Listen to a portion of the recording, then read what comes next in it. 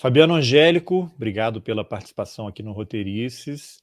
A gente vai falar sobre um tema que está causando muita polêmica, nem sei se é a palavra essa, ou desespero, ou qualquer outra coisa, né? Que é o enorme patrimônio da família Bolsonaro, que só cresce, aumenta, e a gente não sabe como é que eles conseguiram juntar esse dinheiro todo para comprar essa quantidade de imóveis. Mas antes da gente falar sobre isso, e da reportagem do UOL, né, da Juliana Dalpiva, do Tiago Erdi, eu vou pedir para você se apresentar. O que, que você faz, qual é a tua área de estudos e onde você está agora? Bom, em primeiro lugar, obrigado pelo convite, é um prazer.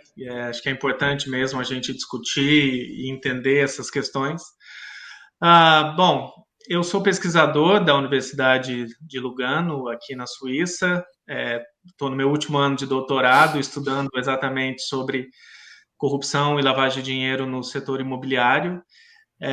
Eu sou doutorando na Fundação Getúlio Vargas de São Paulo. Eu moro em São Paulo, mas venho para Lugano, aqui na Suíça, ocasionalmente para alguns projetos que eu participo, além da própria tese, né? Eu trabalho com temas relativos à transparência e anticorrupção há mais de 15 anos.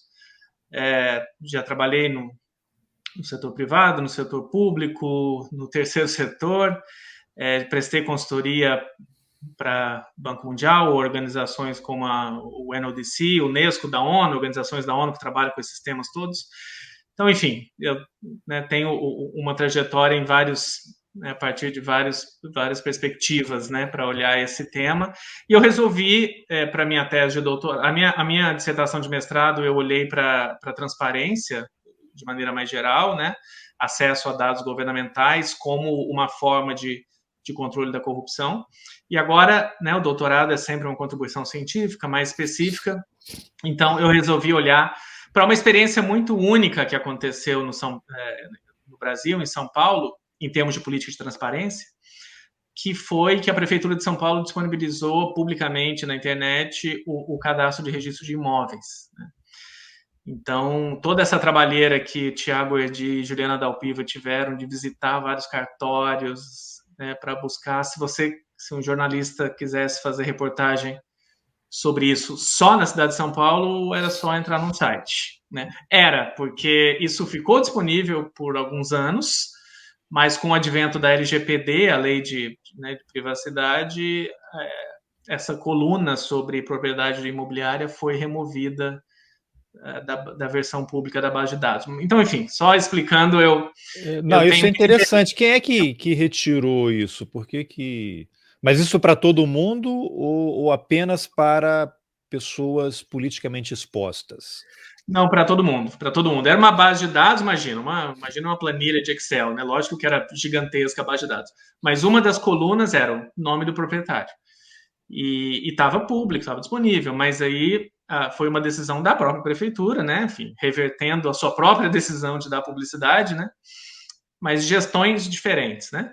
Sim. E aí, com o entendimento que isso violava a Lei Geral de Proteção de Dados, eu acho que é um entendimento equivocado, mas enfim. E aí Mas removeram isso essa. é para quem quiser buscar na internet, né? Se a pessoa for lá na unha, no cartório, ele consegue essa informação. Exato, é por isso que na minha avaliação, né, enfim, e tendo estudado política de transparência durante tanto tempo, não para em pé esse argumento, né, de que o nome do proprietário do imóvel não pode constar publicamente na internet, porque na verdade é uma informação pública já, né? É uma informação pública. Só você ir no cartório de registro de imóveis, se você tiver lá o endereço e tudo mais, isso é disponível. Né? Então, enfim, E isso mas cabe. Você, desculpa, a tua graduação é em direito? não, eu na verdade sou jornalista na graduação. Eu fiz jornalismo. Caramba, que pessoa perigosa, olha só. E aí? Olha Fiz só. jornalismo. Depois eu fiz uma pós-graduação em Direito na Universidade do Chile. Foi uma experiência muito legal com o pessoal de toda a América Latina. Uhum. E aí estudei Direito Internacional numa perspectiva de política de transparência. Mas E você chegou agora a fiz trabalhar mestrado em em Administração Pública. redações? Chegou a atuar como jornalista mesmo? Eu trabalhei pouquinho tempo. Trabalhei 2, 3 anos em Minas e alguns meses no finado Jornal Agora, da Folha de São Paulo. Olha só. Agora, e o que que te atraiu para esse tema e você resolveu se dedicar tanto que agora é objeto de um doutorado? Pois é, na verdade foi o jornalismo que me trouxe até aqui. Eu sempre me interessei, né, enfim, por questões sociais, políticas, e ao fazer jornalismo, ao me mudar para São Paulo, eu descobri a Abrage, né, em primeiro lugar, a Associação Brasileira de Jornalismo Investigativo, comecei a frequentar cursos e palestras, e aí eu descobri o termo que está na literatura norte-americana, inclusive de estudos de comunicação, que é Precision Journalism. E achei aquilo super interessante, que tinha a ver com ciências sociais, que eu também gostava de olhar para essa perspectiva da sociologia. E o Precision Journalism é basicamente o que ele diz é que os jornalistas têm à disposição ferramentas das ciências sociais, né? Basicamente, analisar base de dados, né? Fazer surveys, né? Categorizar, enfim, né? Toda essa questão mais do rigor científico, né? E aí tinha ali alguns termos que apareciam, access to information, right to information. Falei, o que é isso, né? Eu nem imaginava o que era isso. Aí eu fui estudar, falei, nossa, tem uma lei de acesso à informação nos Estados Unidos, que qualquer cidadão pode pedir dados governamentais. No Brasil Puxa, também tem, né? pois é, mas isso Ela era só não está sendo muito bem praticada agora. então, isso era 2005 que eu estou falando, né? Então não tinha, né, absolutamente nem essa discussão no Brasil, né? E aí eu fui lendo a respeito, eu falei, poxa, transparência, acesso à informação governamental, que coisa interessante, né? E aí isso acabou me levando para trabalhar na Transparência Brasil, com o Olha finado só. Cláudio Weber Abramo, né, que foi uma escola, trabalhei com ele de 2007 a 2010, e ele também me incentivou, né, foi ele que me falou, não, a gente tem algum diálogo com a Universidade do Chile, eles têm lá uma pós-graduação super bacana, e aí foi nessa época que eu fiz a minha pós, depois eu voltei, achei legal essa coisa de estudar, sempre gostei, falei, acho que eu vou parar de fazer jornalismo, eu vou estudar. Boa, que bacana, que E bacana. aí eu fiz o É, mestrado em administração pública, né, na FGV. tá. E agora está nesse doutorado. Então, é, eu vou só colocar na tela aqui. Depois, quem está ouvindo só no podcast, nas informações do episódio já verá os links, mas o que eu quero colocar é isso aqui, ó. É o material do UOL, né? Como foi feito o levantamento dos imóveis da família Bolsonaro, patrimônio do clã Bolsonaro, né? Então, eles percorreram, como você falou, né? 1.105 páginas de 270 documentos relacionados às transações imobiliárias realizadas por integrantes do clã desde os anos 1990, né? E aí eu anotei uns números aqui, então, que eu vou falar com você. Então, aqui é o seguinte. Segundo a reportagem lá do UOL, a família, incluindo o Bolsonaro, a mãe dele, que já morreu, os irmãos, as duas ex-mulheres e os filhos, 3 filhos, né? Não entram, acho que o Jair Renan não tem nada no nome dele, nem a menina.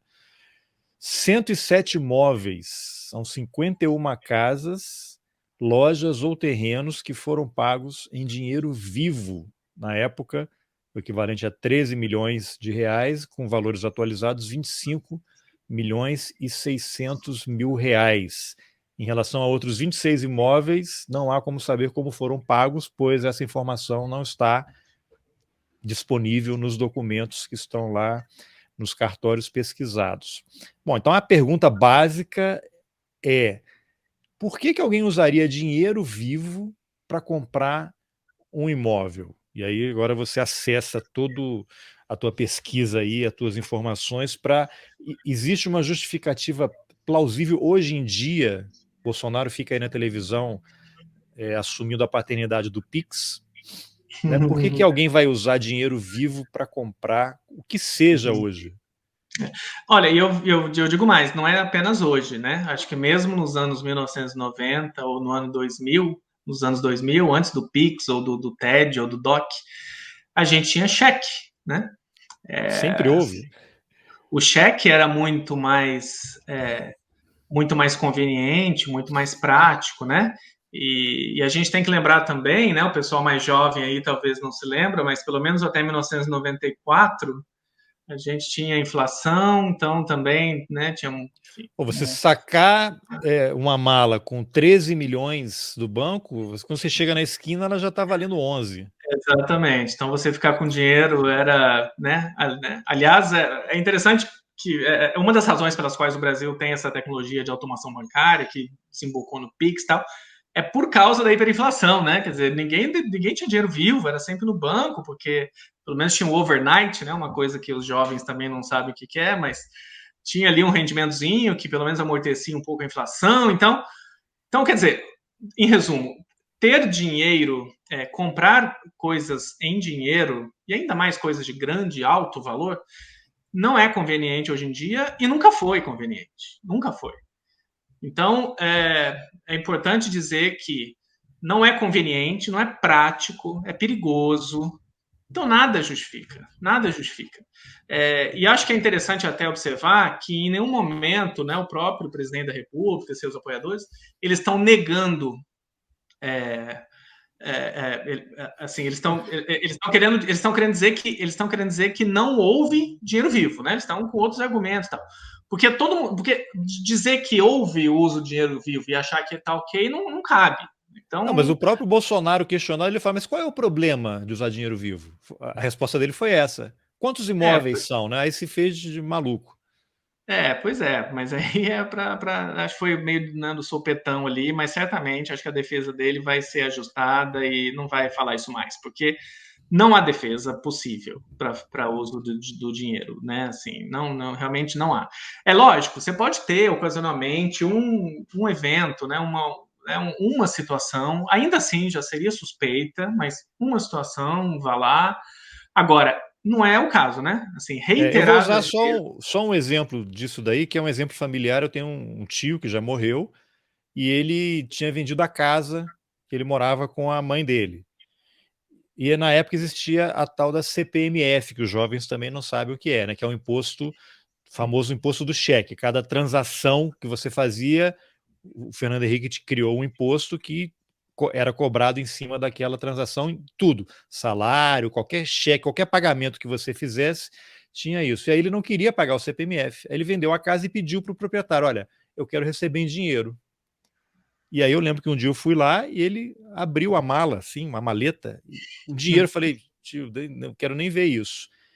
É uma situação em que ele preferiu o dinheiro, não queria pagar CPMF para o governo. Era um Uhum, crime? Não, não era um uhum. crime, né? Não é. É o que eu estou dizendo, né? Eu acho que assim, numa situação ocasional, uma vez ou outra, enfim, há justificativas, né? Eu tenho, eu imagino, eu posso assumir que o seu tio não fez isso reiteradas vezes, né? Enfim. Não, é um imóvel do único da vida. Então, eu acho que é isso, né? Acho que muita gente talvez tenha alguma experiência ocasional, episódica, né? Aqui e ali e tal. Agora, eu costumo dizer, né? Nos últimos dias, eu tenho sido bem acionado, né? Porque calhou de ser exatamente o tema da minha pesquisa. É, o problema não é o pagamento em dinheiro, o problema não é. Uh, não seria problema se tivesse um imóvel, dois. O problema é que são dezenas, né? Dezenas. E tem mais um ingrediente aí. O problema é que são agentes políticos, né? São 4 agentes políticos ali, pessoas com mandato popular, né? Além do presidente da República, 3 parlamentares que são filhos dele. E aí, mais uma camada de gravidade. Já existem centenas, milhões, milhares de evidências de que houve roubo de dinheiro público, né?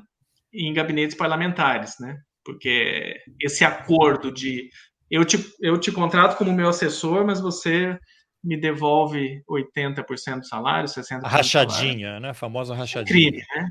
a chamada rachadinha, né? Que o presidente outro dia disse lá, mais ou menos comum isso aí, meio que quase falando para dentro.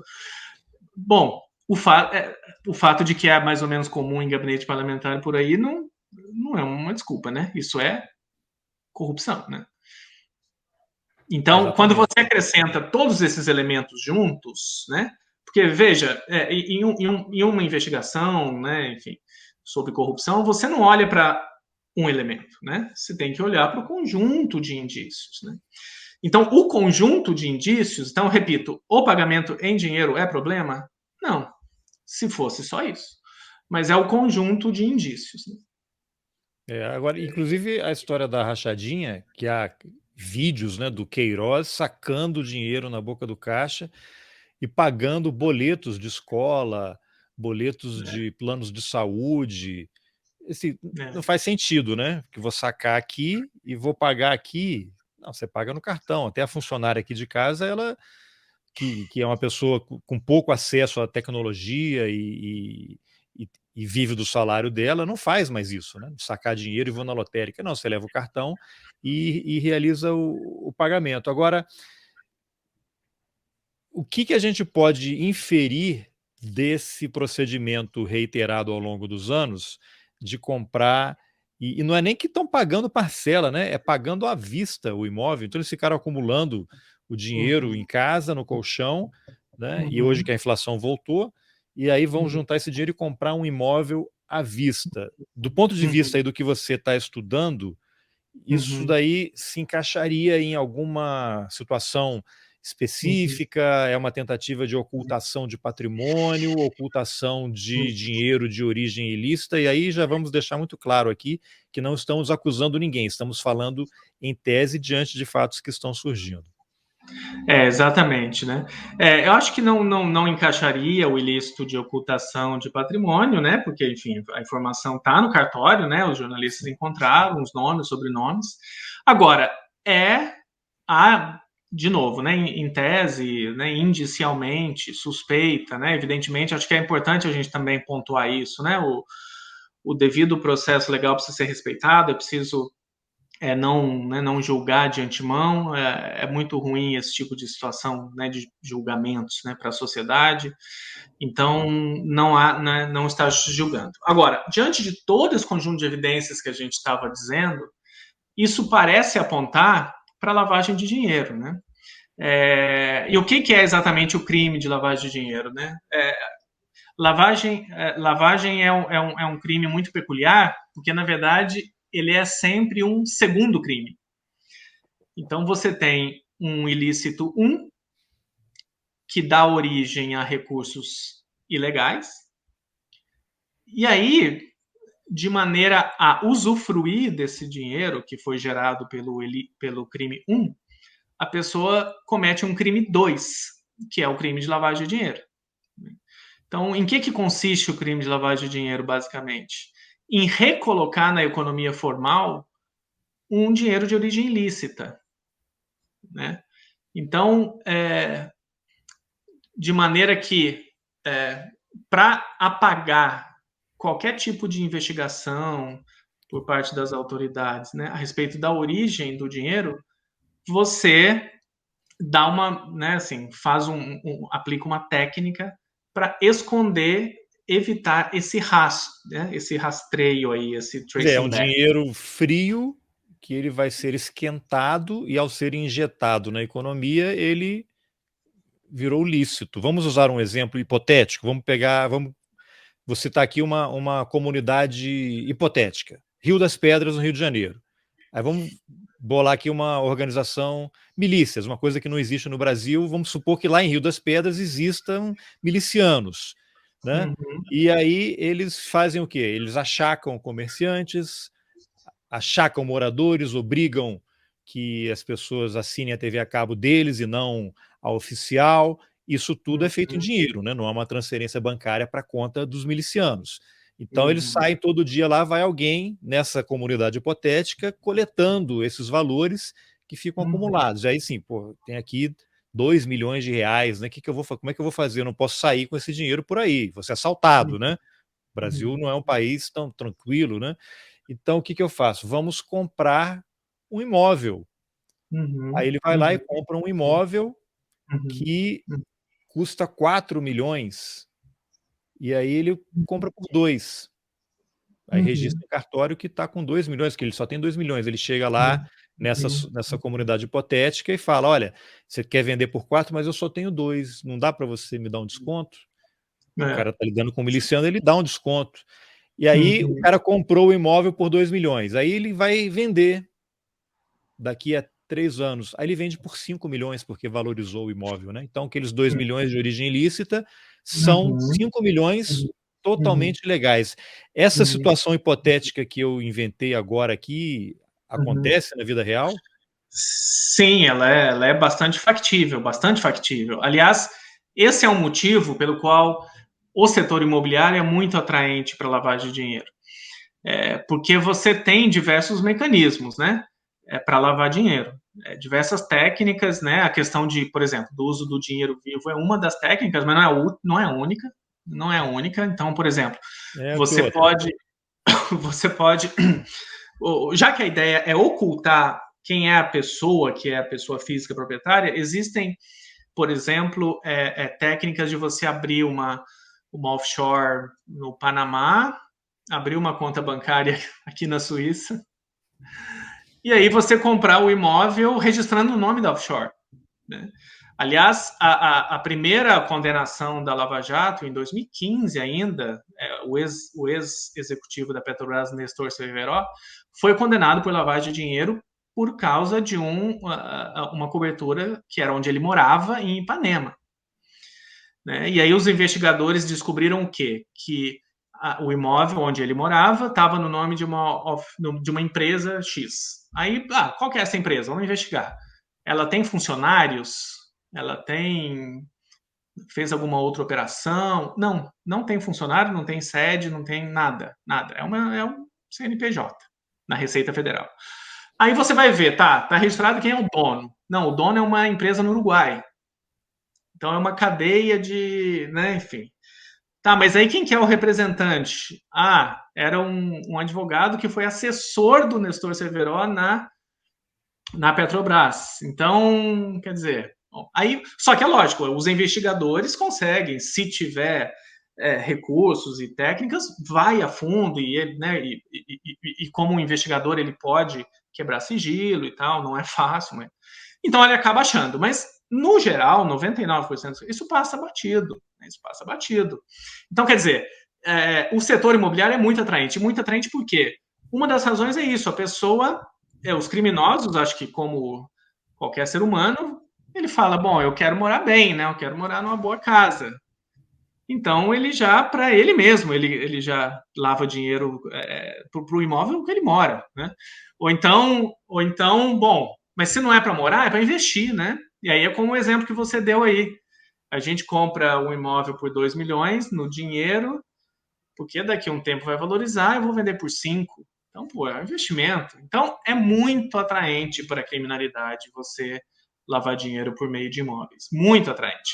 E como não tem transparência, né, o mercado imobiliário é muito volátil, né, o registro do cartório de imóveis, às vezes, não tem informação completa, não existe uma padronização. Então, por um lado, é atraente para a criminalidade, por outro lado, é difícil para os investigadores. O risco de ser pego é baixo. É, porque essa questão de imóvel daria para fazer algum paralelo, por exemplo, com o mercado de arte, que o cara estabelece o preço que ele quer e aí lavou o dinheiro, né? Ficou pronto. Até foi, acho que foi na entrevista que você deu lá para o assunto, né, com a Renata Lopretti. Aliás, recomendo muito que as pessoas escutem.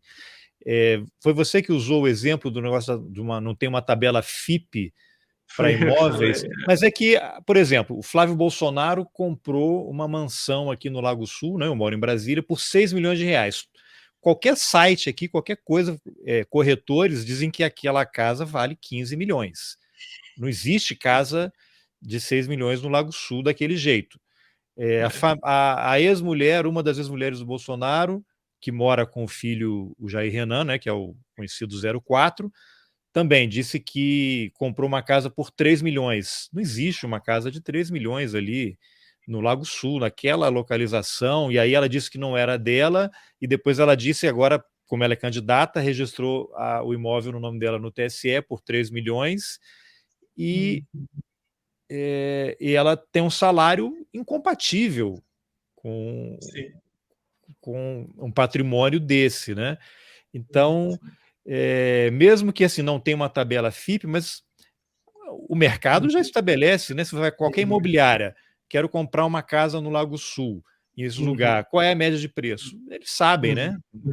Não é possível ter Mas uma pois casa é, comprando por exatamente. 3, né? Exatamente, né? Eu fiz a comparação um pouco com a tabela FIP, que assim, é, o mercado inteiro reconhece um parâmetro, né? Que é, enfim, é uma referência válida em negociações e tudo mais. No caso dos imóveis, não existe isso, né? Então, tem muita oscilação. É claro que você pode dizer, não, aquela mansão, os corretores dizem que é 15. Mas se você chegar com 11, você É, leva. Então, já tem, com, agora, se o cara tiver apertado, precisando do é, dinheiro, e oferecer 6 em dinheiro vivo, aí você leva na hora. aí leva na hora. É, Então, existe muita oscilação. Isso leva a mas desculpa, seguinte. só uma correção. Só que nessa casa aí, ele está financiado no BRB, que é o banco aqui do Distrito Federal, É, né? Então, é, essa daí, vamos fazer justiça ao Flávio Bolsonaro, ele sim, está pagando suaves prestações, então não é novas dinheiro prestações. vivo. Exatamente. Mas também eu já li relatos de que os próprios termos do empréstimo no banco público foram muito favoráveis, né? Mas, enfim. Pois é, mas então quer dizer, é isso, né? Essa oscilação. Então, isso não é algo que chama tanta atenção assim, né? Quando você fala, não, aquilo ali vale 15, mas o cara chegou com 6, eu estou precisando de dinheiro, poxa, só 6 milhões não é pouco dinheiro, né? Se você tiver realmente apertado, eu não vou comprar.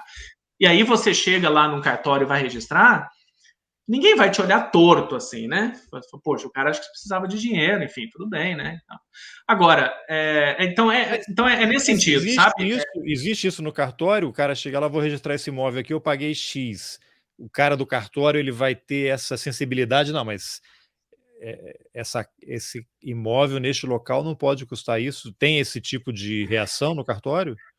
Isso é um outro ponto interessante quando você conversa com, né, enfim, no curso de uma pesquisa acadêmica, você tem que entrevistar pessoas, né? Então, assim,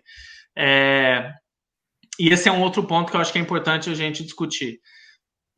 A forma de você combater esse tipo de ilícito, ela precisa envolver o setor privado também, né? E o setor público, enfim, todos os atores. Então, se o corretor, né, que é obrigado por lei, pela lei antilavagem, a reportar o COAF, se ele não o faz, é um erro, geralmente não faz, o oficial do registro, ele tem que fazer, né? Agora, muitas vezes ele não faz, é o que eu estou chamando a atenção pela questão do valor.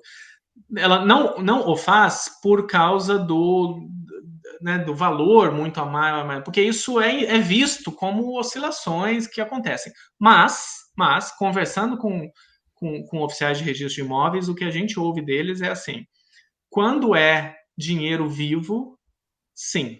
Né? Eu conversei com uma oficial né, de uma cidade aí do estado de São Paulo, né?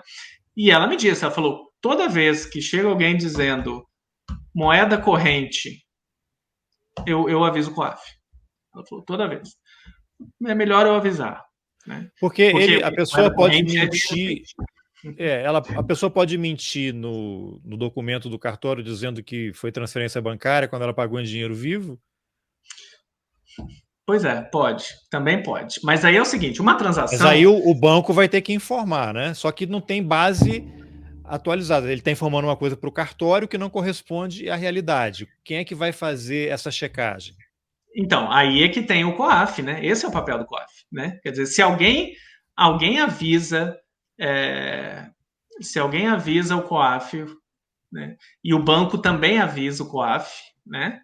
Então ele pode cruzar. Então, por isso que é Aí importante, você tem que ter um sistema que vá fazer esse cruzamento. exatamente, mas é por isso que é importante informar o COAF, entendeu? É por isso que eu reputo esse depoimento que eu colhi de uma pessoa né, do estado de São Paulo que comentou isso comigo, muito importante. Você reporta, entendeu? Se isso é um crime ou não, isso o COAF vai fazer um relatório que depois vai ser enviado ao Ministério Público e aí pode ensejar a investigação ou não, ou o próprio Ministério Público pode olhar e falar, não há indícios, isso tudo bem, deixa para lá. Então é melhor que haja o reporte, mas não No existe, caso não seria o existe. Aras, né? Chegar no Aras, não, esse imóvel da família não tem nada a ver, deixa para lá. Exatamente. Então o problema é esse, entendeu? O problema é que não há esse sistema de reporte, de alertas, de sinal vermelho que deveria haver. Deveria começar no corretor do imóvel. Ah, falhou ali no cartório, aí no banco, porque também tem isso, né? O cara pode informar que foi uma transferência bancária, mas na verdade foi dinheiro. Só que aí tem um dificultador aí que é o vendedor, né? Então, se as duas pontas não são cúmplices, né?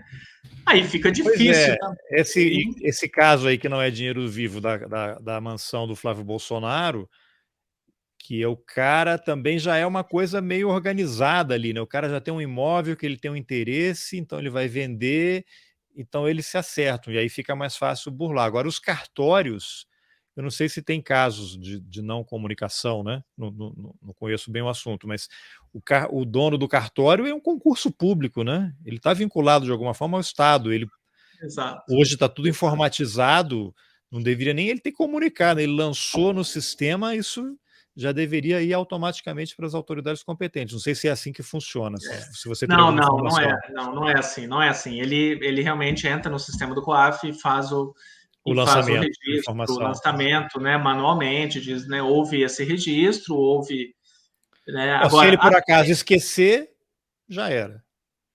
já era, realmente, já Por era. isso que a gente está vendo esses casos aí agora com a campanha. O Arthur Lira, presidente da Câmara, esqueceu de comunicar a propriedade de 2 fazendas ao TSE. O Queiroz esqueceu de informar que ele tem um apartamento, que ele mora, né? Esqueci, moro aqui, mas esqueci de Esqueci, informar né, qual é o seu ao patrimônio, COAF. eu esqueci. Né? Tem essas coisas. Enfim, eu sei que a gente está no horário aqui que você tem que ir, mas eu queria fazer uma. Não sei se você quer acrescentar alguma coisa mais aí, que isso aqui É, vale em outras conversas, né? Porque é tão, sim, tão vasto e interessante. sim, Mas você quer sim. acrescentar alguma coisa aí? Não, eu só queria, para fechar, dizer, em primeiro lugar, que a expressão moeda corrente que aparece nos cartórios é dinheiro vivo, sim, porque isso é um hábito, uma padronização que vem desde décadas atrás, onde só havia 2 opções: dinheiro e cheque. Então, o que se convencionou nos cartórios foi: quando é cheque, está escrito cheque, quando é dinheiro, está escrito moeda corrente. Então, essa expressão moeda corrente, ela tradicionalmente nos cartórios, né, e você dizia que é um concurso público e tal, recentemente, né, porque cartório é algo que passava de pai para filho e Sim, tal. veja Então, Portugal. tem uma tradição nos cartórios de registrar moeda corrente para querer dizer dinheiro vivo. Então, eu tenho visto em alguns círculos dizendo que não, é moeda corrente, é moeda nacional. Não, moeda corrente é dinheiro vivo, é igual, é dinheiro vivo. Então, eu só queria deixar isso claro. E um segundo ponto é o seguinte: o, o, o fato de o setor imobiliário, além de tudo aquilo, né, que eu já disse, que é atraente para morar, para investir, e tem essas dificuldades todas que a gente está falando agora há pouco de controle. Além disso, tem mais uma questão que é muito favorável para a lavagem de dinheiro no setor imobiliário, que é a quantidade de operações que você precisa fazer para lavar muito dinheiro, né? Então, como eu dizia no comecinho, você pode lavar dinheiro por meio de uma loja de chocolate, de um outro Caso comércio. hipotético também, tá? Só que aí é mais difícil, né? Porque você tem que, né? Um chocolate custa, agora tem inflação, custa R$ 5, R$ 10, né? É Então muito chocolate. aí você tem que abrir, né? Assim, como se fosse uma loja normal, ao longo do tempo, ele vai gerando um faturamento e tal. Mas o imóvel é muito, muito fácil, porque você já lava assim 300 mil, 800 mil, 500 mil numa operação só, né? Então, é por isso que o setor imobiliário é tão atraente, além dos outros fatores que a gente já conversou. Tá? Agora, para fechar aqui, você que vive entre Brasil e Suíça. Como é que isso acontece aí? Você também tem informações na Suíça? Uma situação como essa que estamos vivendo no Brasil, com a família de altíssima exposição pública, né? Um é presidente da República, senador, deputado e vereador. Como é que isso funcionaria na Suíça? Uma informação dessa caindo aí no noticiário É, suíço, que ia cair governo, a sim. legislação daí está avançada a ponto de coibir ou punir quem eventualmente pratique ilícitos? Acho que tem duas dimensões aqui para comentar. A primeira dimensão política e da relação entre o político e a opinião pública. E segundo, com relação a crimes financeiros, né, e tudo mais. Com relação a crime financeiro, por exemplo, né, lavagem de dinheiro, grande corrupção, né, grande corrupção não é aquela propinazinha de R$ 50 de pagar o cafezinho para o guarda, né? É grande corrupção de milhões.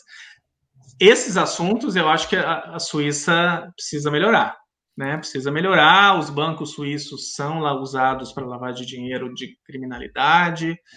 Então, também, né? Eu acho que Desculpa, eu não usei um bom exemplo, né, para falar sobre isso aqui. os países, né? Não, mas eu acho que não tem nenhum país que seja assim, né? O exemplo de democracia, né, enfim, de ética, nenhum país, né? Cada um tem as suas características.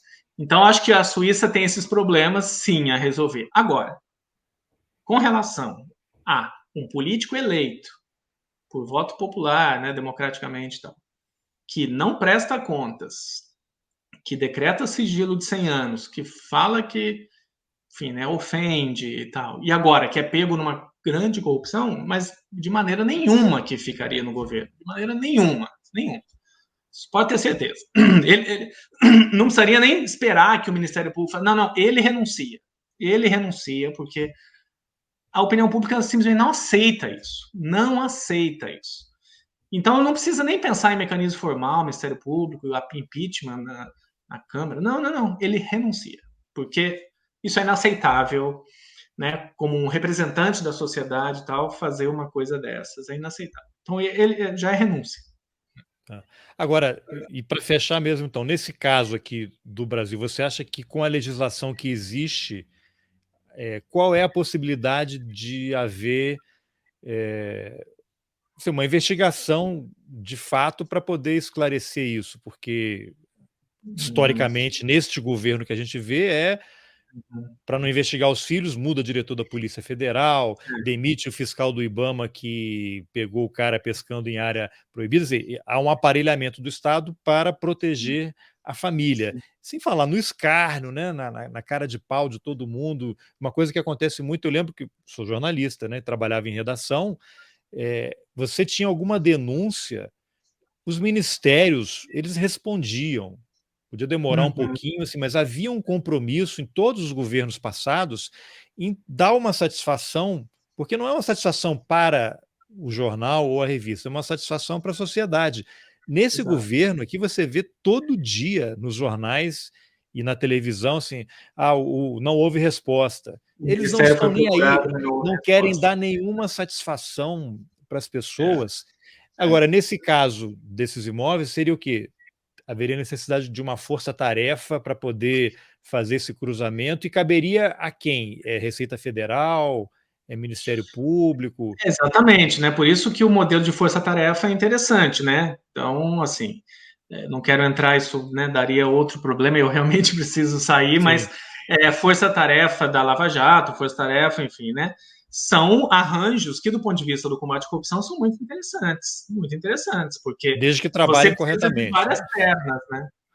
Desde que trabalhem corretamente, né? Então, Exatamente, exatamente. Quando trabalha, né, corretamente, tem né, uma expressão muito importante, é autocontenção, né? Então você saber falar, não, eu vou me segurar. Sabe quando você respira duas vezes? Não, é, não vou fazer isso, não vai dar certo, não tá certo, penso duas vezes. Então, quando existe, né, essa autocontenção, esse trabalho sério, é, o modelo de força-tarefa é muito interessante, porque você tem o Ministério Público, que é o titular da ação penal, é o que tem que realmente oferecer a denúncia ao Poder Judiciário, mas ele precisa de informação, que está protegida por sigilo fiscal, né, que é um dogma no Brasil, é um negócio assim, né, absurdamente. Então, a Receita Federal precisa estar junto, você precisa do COAF trabalhando junto, você precisa do Tribunal de Contas, às vezes analisando uma conta de um governo local, uma prefeitura, enfim.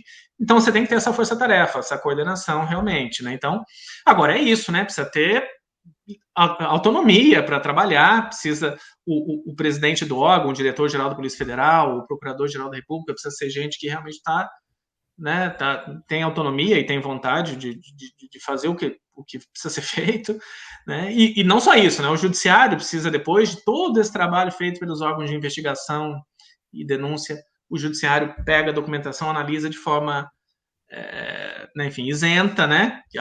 Que no caso, por exemplo, do ex-deputado estadual Flávio Bolsonaro, foi feita uma investigação muito correta do Ministério Público do Estado do Rio, muito aprofundada. E o judiciário foi derrubando tudo, né? Mas o judiciário lá em cima, né? As cortes superiores, né? Porque o juiz de primeira instância no Rio... Mas que no Brasil o acerto é sempre por cima, né? Então esse acerto por cima também é complicado. Agora, respondendo a sua pergunta, quem deveria fazer isso era o Ministério Público, né? Ministério Público do Estado do Rio de São Paulo, que também tem imóveis em São Paulo, né? PGR, né? Porque agora eu tenho o presidente lá, o senador com foro privilegiado, e atuar, né? Mas acho difícil no contexto atual, né?